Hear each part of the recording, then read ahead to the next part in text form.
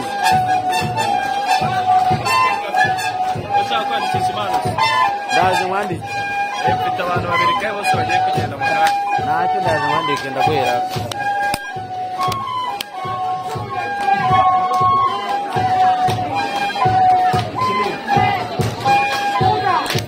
muze umuntu uri kwandika impano za impano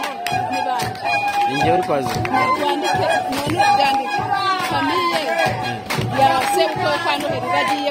bataha iriya za Nyamasheke sebukwe kwa Noheli kuba banzi ubuse wabyutse ndamyibuka sebukwe kwa Noheli se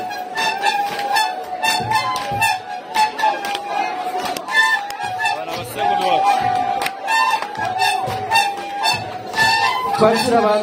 abantu dukomeza tugira umubyiho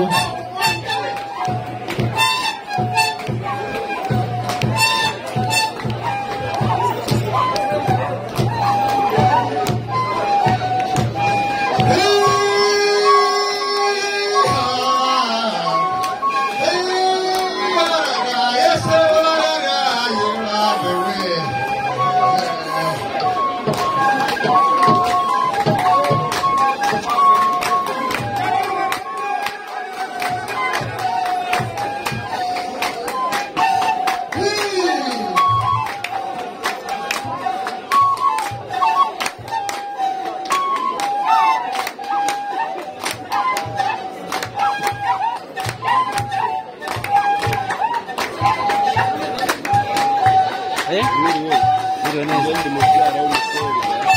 ariko turashaka kuza kumubyinira nifuza kugerwaho nta kibazo